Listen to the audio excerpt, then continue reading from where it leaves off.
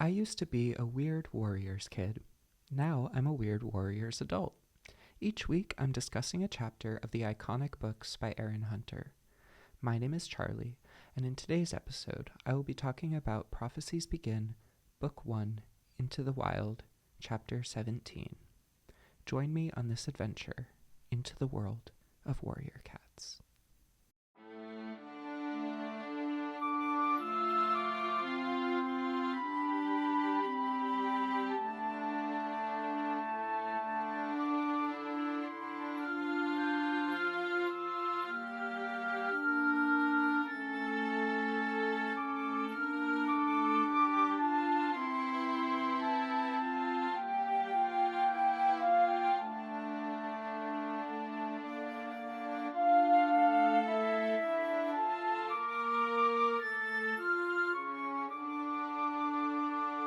Before I dive into this episode, a quick reminder that if you'd like access to bonus content, the extended spoiler versions of each episode, as well as access to the comment section, you can subscribe for just $5 a month on Substack.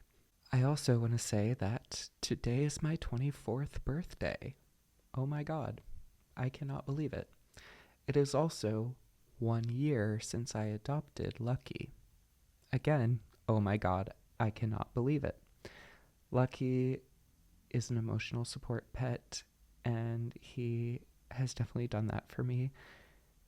It's been magical being a cat mother, and he's changed my life for the better in so many ways, and I love him so dearly. And he hasn't been in an episode in a while because, he likes to walk on my keyboard and knock over the LPS mascot that I have, but he might make an appearance. In fact, he is walking in right now and might do exactly what I said he likes to do. Hi, Lucky. I love you. Happy Gotcha Day. Aww. He is so adorable. Oh my god. So, yeah, I'm letting him be in this episode because it's our special day and he's very cute. Also, my sister got me a bunch of bookmarks that have cats that look like Lucky on them. So I swapped out my bookmark and I'm using this one. And it's perfect because it has a cat standing on a bunch of books. So it's very sweet. Thank you to my sister. And now let's get into the chapter. So the chapter art for chapter 17 is a fierce looking cat looking at the viewer through some leaves. And just gonna say up front, this is quite the roller coaster of an episode. So it starts out with the cats going through WindClan's old hunting grounds on their way back to ThunderClan camp. And they are all pretty beaten up from the fight with the rats, with scratches and bites all over them. And Bluestar says, Don't worry about ShadowClan warriors, as Tigerclaw paused to sniff the air. You won't find any here today. And Firepaw wonders how she could be so sure. At the beginning of this chapter, I was thinking, oh no, is ShadowClan attacking ThunderClan? And they can, in fact, still smell ShadowClan as they get closer to ThunderClan. And then, in the distance, they can hear battle-hungry yowls and the shrill squeal of terrified kits. And Bluestar says, Quick, it is as StarClan warned me. Our camp is being attacked. She tried to leap forward, but stumbled. She pushed herself up and limped onward. Remember, she just died. She lost her 5th life in the previous chapter, yet she's still pushing herself really hard to protect her clan. So they all sprint into the camp, and they're met with a frenzy of fighting. ThunderClan cats battling furiously with ShadowClan warriors. Frostfur and Goldenflower are fighting a huge grey Tom. Even the young tabby queen Brindleface was fighting, though she was very close to kidding. So a pregnant cat is even participating in this battle. Darkstripe's fighting a black warrior, and the elders Small Ear, Patch Pelt, and One Eye were nipping bravely at a tortoiseshell that fought with twice their speed and ferocity. And as I'm reading these descriptions of the battling happening, I'm really wondering who all the unnamed cats are and if we'll see them in future books. Like, we probably definitely will. It's just like, will I be able to look back at these descriptions one day and be like, oh yeah, so they were fighting that cat who's really important in this later book? Like, I don't know. So, but then the returning cats join the battle, and Firepaw puts up a really good fight. He sinks his teeth into the leg of a tabby warrior queen. She couldn't match his speed, and he managed to grasp her from behind and pull her down into the dirt. And after he claws at her back, she squeals and runs into the thick undergrowth that surrounded the camp. And then Firepaw looks around and sees that, despite Bluestar's injuries, she was fighting another tabby. Firepaw had never seen her fight before, but even wounded, she was a powerful opponent. Her victim struggled to escape, but she held him tightly and clawed him so fiercely that Firepaw knew he would bear the scars of this fight for many moons. And Lucky, meanwhile, is having a battle with the toy dangling from the cat tree. Aren't you, Lucky? Aren't you a fierce warrior? Oh, don't bite my finger, please. Play with your toy instead.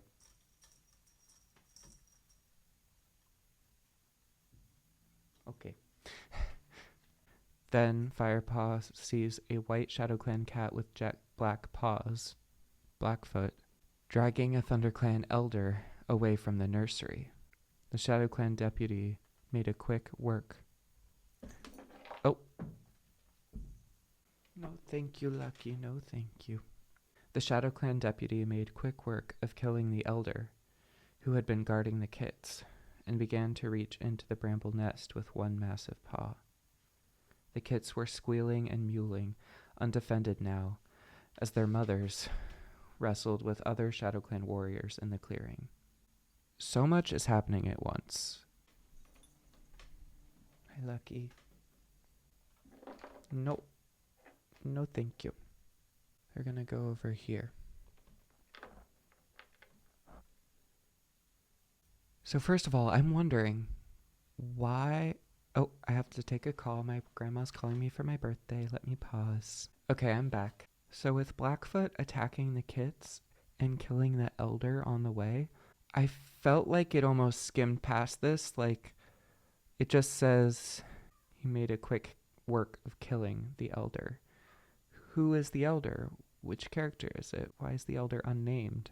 Also, why was an elder guarding the kits? Why was it not a warrior or multiple warriors? You'd think the strongest warriors would be guarding the most vulnerable members of the clan.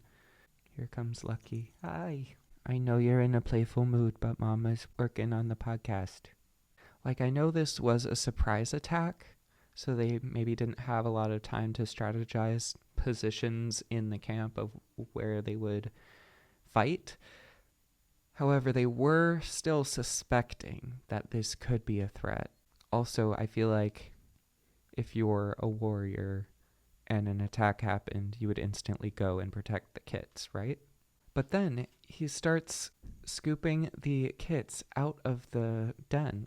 It says, Firepaw tried to run towards the nursery, but a claw sliced painfully down his side, and he whipped around to see a scrawny tortoiseshell leap on top of him. And once again, he puts up a really good fight. However, before he does really take the upper paw, he wrenches his head around so he can see the bramble nest as he has been slammed to the ground and is basically being pinned down. And he sees Blackfoot had scooped 2 kits from their bedding already and was reaching in for a third. And then Firepaw sees no more because the fight with this tortoiseshell continues as she raked his belly with her hind claws. Ow. And then Firepaw pretends to be defeated. The trick had worked before and worked now, as the tortoiseshell gripped him triumphantly and began to sink her teeth into Firepaw's neck. Firepaw sprang upward as hard as he could and flung the warrior away. He spun around and was on the winded warrior in an instant. This time he showed no mercy, plunging his teeth deep into the cat's shoulder. The bite sent the she-cat howling into the undergrowth. And now finally Firepaw can hurry to the nursery, but Blackfoot is nowhere to be seen. Inside the nest, crouching over the terrified kits, was Yellowfang. Her gray fur was spattered with blood, and one of her eyes was painfully swollen. She looked up at Firepaw with a ferocious hiss. Then, realizing it was him, she yelled, "They're okay. I'll protect them." I love Yellowfang. And this is quite the change in behavior for her because most of the time she's been very tense around Kits, but here she is claiming that she will protect them. And Firepaw looked at her as she calmed the helpless Kits, and Broken Star's dire warning about the ShadowClan rogue flashed through his mind. He didn't have time to think about that now. He would have to trust Yellowfang. He nodded quickly and ducked back out of the brambles. And then there's only a few ShadowClan cats left, Ravenpaw and Greypaw fighting side by side, lashing out at a black Tom until he fled, howling into the bushes.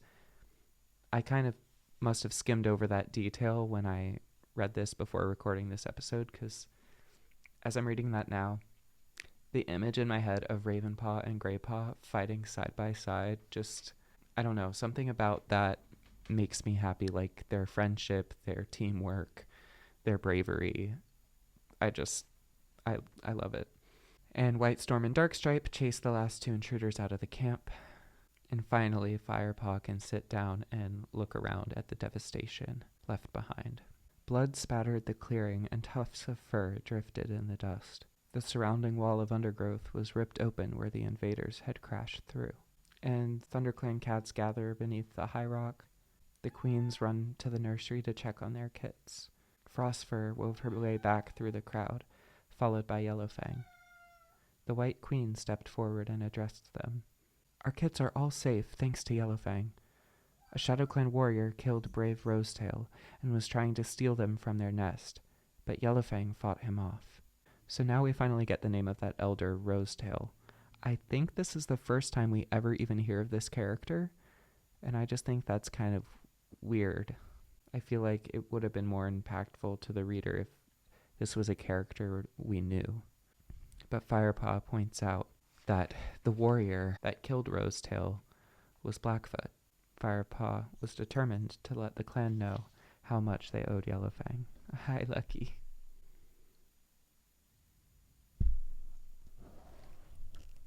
Please don't bite the microphone. Oh, be careful not to pause my recording, Lucky. Then Blue Star limps forward, with a grave expression on her face. "Spotted Leaf is with Lionheart. He was injured in the battle." On the far side of the high rock, the warrior lay, a motionless bundle of dusty golden fur. It's such a sad description. And Greypaw lets out a high-pitched wail and races over to Lionheart. And Spotted Leaf, who had been leaning over the ThunderClan deputy, stepped back to let Greypaw share tongues for the last time with his mentor. And as Greypaw howls with grief, Firepaw recognizes that cry from his dream. So it seems like the dream he had was in fact prophetic somehow. Now, I completely forgot that Lionheart dies in book 1. I'm also wondering who killed him, and I'm wondering if it would have been more impactful if he had been the one who died protecting the kits. I feel like there would be pros and cons of shifting that from a writing perspective, because I think the focus of the situation with the kits was probably to show that Yellowfang was protecting them. So maybe that's why they chose to kind of skim past the elder protecting the den and get straight to the point of showing Yellowfang protecting them too. And if it had been Lionheart who died doing that, that would have been more of a distracting moment. As awful as it says to say that, like one character's death would be more impactful than another's. But we, the readers, don't know Rosetail at all, really, and Firepaw doesn't seem to either.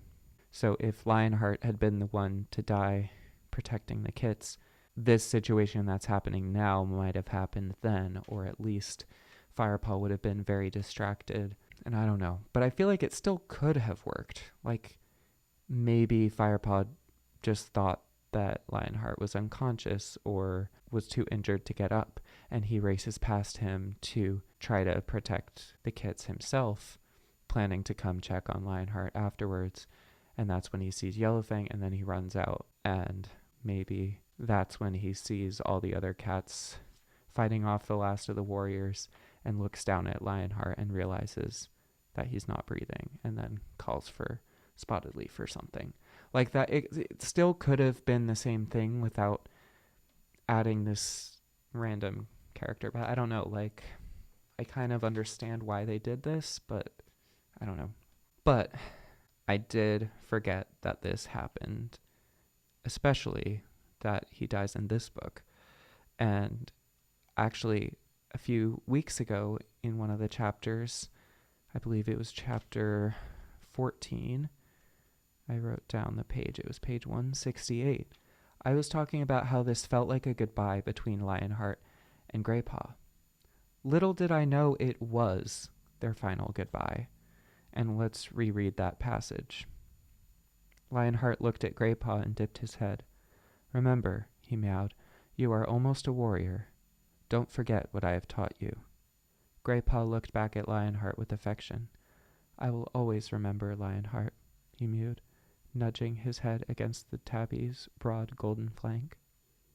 Cut to here, and Greypaw is grieving over his dead body. Like, this is heart-wrenching. Oh my god. I really should have seen this coming. Especially since I've read these books before, but it's been so long. Anyway, Firepaw joins Greypaw beside Lionheart. Spotted Leaf says she can't help Lionheart now. He's on his way to join StarClan. She pressed her body against Firepaw's side, and he felt comforted by the touch of her warm fur. And the sun sets slowly, and finally Greypaw sits up and cries out, he's gone. And then the rest of the clan walks forward to carry out their own grieving rituals for their beloved deputy. Now, I understand that he was the deputy and that he's an important character, but, like, what about Rosetail? Is anyone going to grieve her? Is anyone going to go check on her body? But Firepaw licks Lionheart's neck and murmurs, thank you for your wisdom. You taught me so much. And then he grooms Greypaw's ears. And Bluestar waits until the other cats leave before approaching and speaks her last words to her old friend. Oh, what am I going to do without you, Lionheart? Then she limps back to sit outside of her den, not even licking her bloody fur. It was the first time Firepaw had seen her look utterly defeated. Ravenpaw joins them to keep Greypaw company, and Tigerclaw comes over, remaining silent and staring at Ravenpaw as he licks Lionheart's matted fur. And Spotted Leaf goes around to everyone, making sure they're okay and tending to their wounds. She tried to help Bluestar several times, but Bluestar insisted on waiting to be treated until everyone else in the clan was treated. I wish more world leaders were like Bluestar. Selfless.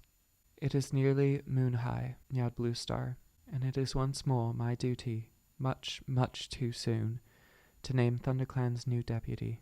So now they're having a clan meeting, and Greypaw is, of course, excused from it, as he doesn't join the clan under the High Rock and instead remains beside Lionheart.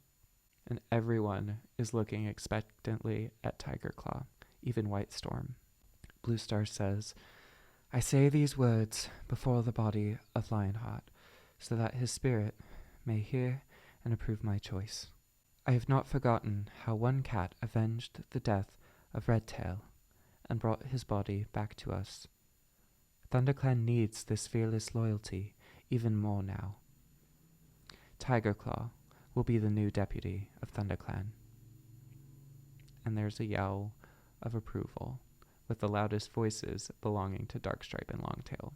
Tigerclaw joins Bluestar on the High Rock and says, ThunderClan, I am honored to accept the position of clan deputy. I never expected to gain such high rank, but by the spirit of Lionheart, I vow to serve you as best I can. And Firepaw hears Ravenpaw say, Oh no, she should never have chosen him. Firepaw asks what he's talking about, and Ravenpaw says, he's wanted to be deputy ever since he took care of Redtail. And then he cuts himself off. And Firepaw says, took care of Redtail? What did Ravenpaw know? At the gathering, had his account of the battle with RiverClan been true? Was Tigerclaw responsible for Redtail's death? And that is the end of chapter 17. Ooh, and the next page is page 200.